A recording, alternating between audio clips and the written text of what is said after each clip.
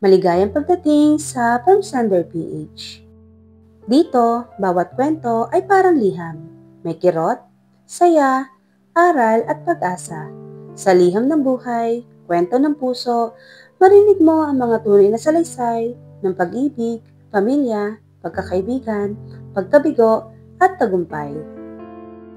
Ako si Miss M at samahan mo ako kung ikaw ay naghahanap ng pahinga, damayan o inspirasyon. Sama-sama natin pakinggan ang mga kwentong hindi kailanman naluma. Isang liham, isang kwento mula sa puso. Magandang araw po sa inyo. Itago niyo na lang po ako sa pangalang Joy. 42 taong gulang. At 14 na taon nang katulong. Hindi ko po akalaing darating ang araw na magsusulat ako sa isang YouTube channel para ikwento ang isang bagay na habang buhay kong babaunin. Isang lihim, isang kasalanan, at isang pag-ibig. Noong 2017, nang lumipat ako sa bahay ng mga De Leon sa Quezon City, tatlo sila sa bahay. Si Sir Marco, ang amo kong lalaki, 36 noon, si Ma'am Rita, ang asawa niya, at si Baby Mika, na 2 taon pa lang. Maganda ang trato nila sa akin, lalo na si Ma'am, parang kapatid na babae kung utusan ako. At si Sir, tahimik pero magalang. Una ko siyang napansin isang hapon habang nagdidilig ako ng halaman. Nakaupo siya sa beranda, may hawak na laptop, pero panay ang sulyap sa akin. Nilitian ko siya bilang paggalang lang at ngumiti rin siya pabalik. Hindi ko alam kung bakit, pero may kung anong kakaiba sa ngiting yun. Hindi bastos. Hindi rin bastang mabait. Parang may laman. Si Sir Marco ay isang arkitekto. Madalas siyang nasa bahay kasi work from home siya. Minsan ay nagluluto ako ng paborito niyang sinigang kahit hindi inuutos. Nagpapasalamat siya, sabay sabing, "Joy, parang ikaw pa ang mas may alam sa panlasa ko kaysa sa asawa ko ah." Natawa ako, pero sa puso ko, tumibok yun ng kakaiba. Dumulas ang pakikipag-usap niya sa akin. Minsan, sabay pa kaming nag-aalmusal, lalo na kapag maagang aalis si Ma'am. Nakikinig siya sa mga kwento ko sa buhay. Sa mga anak kong naiwan sa probinsya, sa dati kong amo na hindi ako trinato ng maayos. At siya, kinikwento niya kung gaano kahirap ang relasyon nila ng asawa niya. Na halos wala ng init, puro utos at lamig na lang. Aaminin ko po, unti-unti akong nahulog. Isang gabi ng November, bumagyo ng malakas, walang kuryente. Si Ma'am Rita ay nasa out of town seminar at si Baby Mika ay nasa kwarto na niya, mahimbing na natutulog. Si Sir naman ay nasa sala, habang ako naman ay nagtimpla ng kape para sa kanya.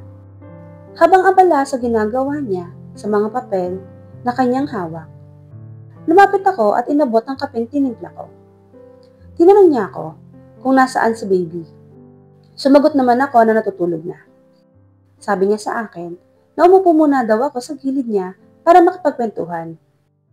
Maya-maya, nagtanong siya, kung magre-request ako ng isang bagay, mapagbibigyan mo ba ako? Napatingin ako sa kanya. Tumingin siya pabalik, seryoso. Hindi ko alam kung ano yung isasagot ko. Puso ko, bumilis bigla ang tibok. Pero sinubukan kong ibalik yung tanong niya na, "Sir, ano po bang request niyo? Kung kaya ko naman pong ibigay, bakit hindi?" Ilang segundo lang ang lumipas, hindi ko alam kung paano. Pero ang mukha niya ay lumalapit na sa mukha ko. At ang hinga niya ay ramdam na ng mga labi ko. At nagtanong siya kung pwede daw ba niyang malasahan ng kapeng tinimpla ko sa kanya. Sumagot naman akong oo. Ngunit ang gusto pala niyang tikman ay ang kape sa mga labi ko. Bigla niya akong hinalikan, nilaro ang dila ko, at ninamnam ang kape sa bibig ko. Hindi ko pinangarap na agawin siya sa asawa niya. Pero nung yumakap siya sa akin, at unti-unti na niyang inangkin ang katawan ko, hinayaan ko na siya. Doon nagsimula ang lihim na hindi ko na naibalik. Sa mga panahon na kasama namin si Ma'am, hindi kami nagpapahalatang may namamagitan sa amin. Kapag may tao, amot katulong lang kami sa kanilang harapan. Pero sa mga tagpo naming dalawa lang, sa kusina, sa labahan, minsan sa sasakyan, kapag sinundo niya ako galing palengke, doon lang kami nagpaparaya sa aming mga nararamdaman sa katawan. Wala siyang pangakong iiwan ng asawa niya, wala rin akong hinihingi. Ang totoo, masaya na ako sa mga yakap niya. Kasi pakiramdam ko naman na pantay yung pagmamahal na binibigay niya sa amin ni Ma'am. Isang araw, nagpaalam si Ma'am Rita na 2 araw siya sa Baguio para sa seminar. Hinatid siya ni Sir sa labas, habang ako naman ay nagpapatulog kay Baby Nika. Matapos maghatid, tumuloy si Sir sa kanilang kwarto para tapusin ang kanyang trabaho. Pagkatapos kong magpatulog, naglinis naman ako ng bahay at saka nagluto. Kumain kami at bumalik ulit sa kanya-kanya naming gawain. Sumapit ang gabi, wala nang gawa si Sir, at ako rin ay natapos na sa aking obligasyon. Maya-maya, tinawag niya ako para papuntahin sa kanilang kwarto. Pagkapasok, walang pinalampas na sandali si Sir. Muli niyang inangkin ang aking katawan. Pero sa gitna ng kasarapan, may sumigaw sa pinto. Isang napakalutong na mura, na pumunit sa katahimikan ng gabi, kasabay ng mga alingaw-ngaw na mga pag-awit namin ni Marco. Pagtingin namin, si Ma'am Rita, galit na galit. Nasa may pintuan, hawak ang cellphone, nakabideo. Tulala kami ni Sir. Ilang saglit lang, nagsalita ulit si Ma'am. Sa kama pa talaga natin? Sa mismong bahay ko? Napatayo ako. Hindi ko alam kung lalapit o lalayo. Pero ang mas matindi, si Sir Marco. Biglang bumitaw sa pagkakayakap, lumayo. Sabay sabi, Rita, makinig ka. Makinig. Sigaw ni Ma'am. Ano to? Matagal na ba kayo? At doon, nagsimula na magsalita si Sir ng mga bagay na magpapagising sa aking imahinasyon. Naakala ko'y may taong minamahal na ako ng paunti-unti. Sabi ni Sir Marco, wala to Rita, nadulas lang. Hindi ko namang ginusto. Siya ang unang nagbigay ng motibo. Natigilan ako. Anong sinasabi mo? Halos pabulong kong tanong. Tumingin si Sir sa akin. Pero iba ang tingin niya. Malamig, palusot, takot. Di ba ilang beses kitang nahuli na nagpapakita ng motibo? Lagi nagpapapansin, lagi nagpapalapit. At di ba kailangan mo pa ng ekstrang pera? Kapalit ang isang gabing kaligayahan?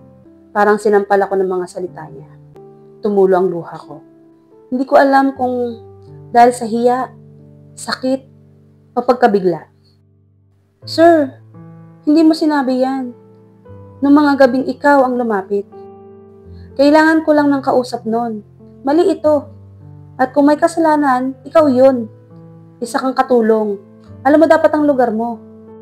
At sa harap ni Ma'am, tinuro niya ako na parang ako ang mababa. Ako ang marumi. Ako ang ahas. Noong gabi ring iyon, pinalayas na ako.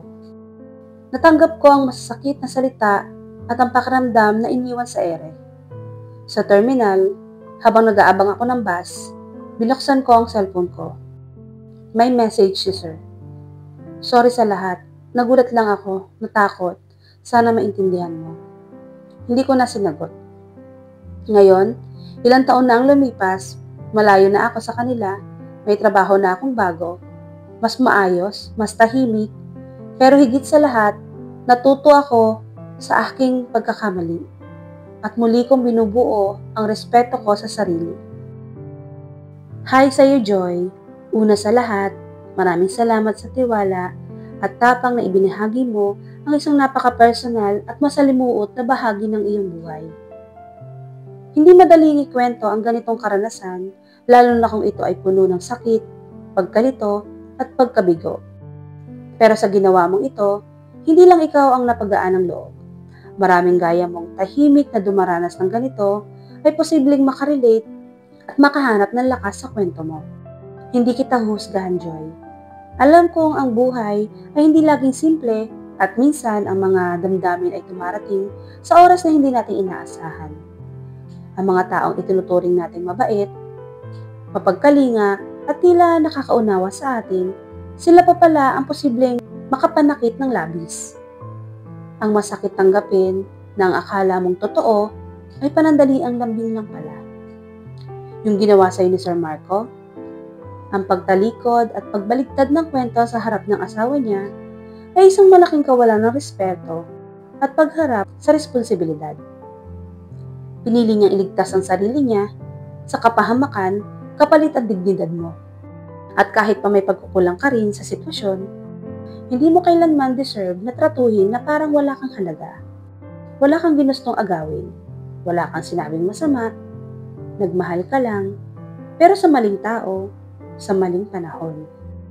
Ang pinakahinangaan ko sa kwento mo ay ang huling bahagi, ang pagtanggap sa naging pagkakamali, ang paninindigan mong bumangon, at higit sa lahat, ang muli mong pagbuo ng respeto sa sarili mo. Iyan ang tunay na lakas, Joy. Hindi sa pag-ibig, kundi sa kakayahang bumangon mula sa pagkawasak. Alam kong hindi ito madaling limutin. Pero sana'y wag mo ring hayaan kainin ka ng pait at panghihinayang. Marami pang tao ang makakakita ng totoong halaga mo. Hindi bilang isang katulong, kundi bilang isang tao. Babaeng may puso, may kwento, at may kakayahang magmahal ng tapat. Ingat ka palagi, Joy, at salamat muli. Naway mas marami ka pang kababaihan na ma-inspire sa kwento mong ito. Hindi para gayahin, kundi para matutong pahalagahan ang sarili at hindi na muling ibigay ang puso sa mga hindi marunong mag-alaga. Salamat sa pakikinig sa isa na namang liham ng buhay. Kung naantig ang puso mo, pakisubscribe ang aming channel. At huwag niyo rin kalimutang i-like, mag-comment, at i-share ang kwentong ito. Kung nais mong ibahagi ang iyong istorya, maaari kang mag-send sa email ad na nasa baba o sa Facebook account namin. Hanggang sa susunod na kwento, mula sa puso, from Sender PH.